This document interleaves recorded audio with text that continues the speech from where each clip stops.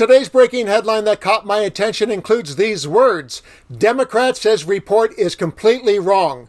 But the alternative headline could read, Washington Post should be embarrassed to receive its own Pinocchio Award. The report is not only embarrassing for the Post, but it's damaging to our democracy because it has to do with the presidential race between Joe Biden and Donald Trump. The stakes are simply too high, and we just can't afford sloppy journalism from one of the leading newspapers in the country. In just a minute, I will reveal the focus of the misquote. Hint, he's a prominent Democrat.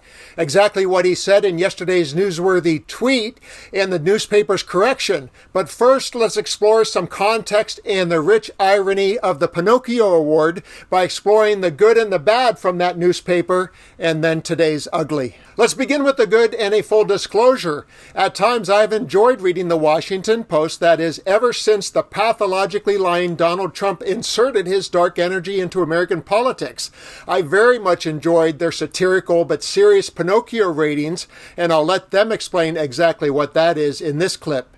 The fact checker vets the accuracy of claims made by politicians. Anyone who has power and reach in politics. We start out looking at the precise claim. From there, the process is fairly rigorous. And we assign Pinocchios, depending on how truthful or untruthful that statement is.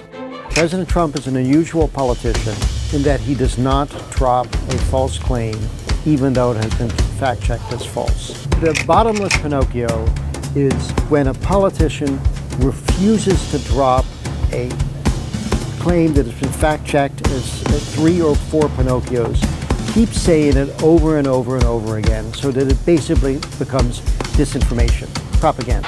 False! Where are the fact checkers? Where are the fact checkers? Pinocchio!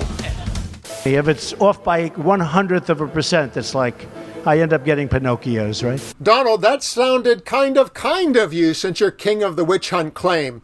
But how do you really feel about the Washington Post? He wrote, a fake Washington Post con job, totally untrue, just another fake news story, low-life reporters, pure fiction from a garbage newspaper. He said this never happened and there were no sources, which means it definitely happened and there are multiple sources. And Donald, one final question, please. How would you best summarize how you're characterized by the Washington Post reporters? The single greatest lies ever foistered. Foistered, now that's a very serious accusation. Words, he has the best words. Anyway, that was some of the good that comes from the Washington Post. Now let's look at the bad. It's not uncommon for the Jeff Bezos newspaper to find itself tripping over stories and landing in hot water, and here's just one of the many examples.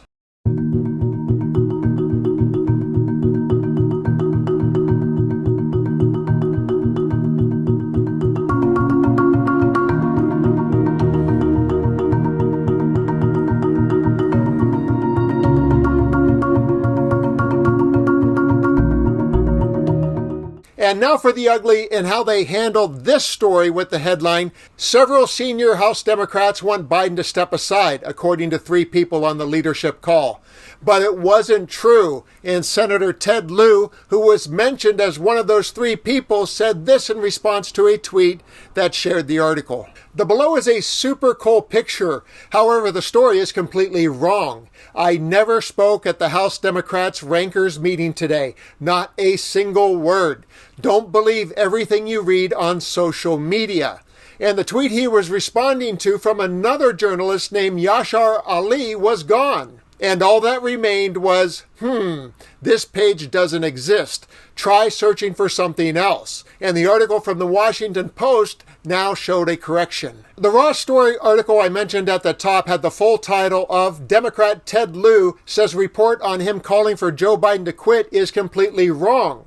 It also reported this strong reaction from analyst Allison Gill, better known as Mueller, she wrote, said, "What the F is wrong with people? Just posting blatant lies at this point? Good Lord, we can't trust anything the media says at this point." And to learn why journalism is collapsing and we can no longer count on it, listen to these highlights from a recent conversation between Adam Conover and Matt Pierce that implicates both the Washington Post and Twitter/X and exposes the consolidation of power and the economics that are leading to the downfall of journalist integrity. The profession of journalism has been in trouble for a while, but in the last couple weeks, we've started to see it collapse before our eyes. I think people misunderstand what it is that journalists actually do.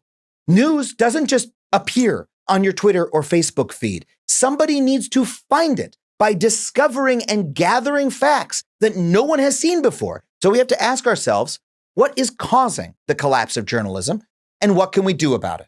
Outlets that probably you read and like, everything from Vice to the Washington Post, LA Times included in this, there's been massive reductions in force of journalists in these newsrooms. And it's a lot of things. It's decline of print advertising for the news product. It's the failure of the digital advertising market to materialize for news outlets.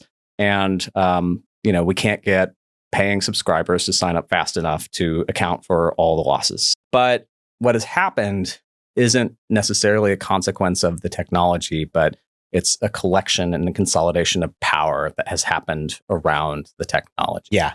And so, fast forward, we're in sort of like the Napoleonic phase of the French Revolution. We're going to consolidate this thing into an empire. And so you have individuals, and I think it's important to emphasize that they are individuals where you have someone like Elon Musk, who's incredibly wealthy, who's able to purchase wholesale this big piece of infrastructure, Twitter, that a lot of people were using for a variety of reasons. We're in a position where you can have this, infrastructure that can be bought by an individual. You have newsrooms that have now been accumulated by people like Jeff Bezos, Washington Post. Yep. The New York Times is like an important organ for liberalism around the world, and it's owned again by a family. Right. You look at Facebook, which is still dominated by Mark Zuckerberg. You look at Google, which has like dual class shares. That it's just there's all this power and wealth that kind of got concentrated among a very small number of people on one hand, and they can kind of do whatever they want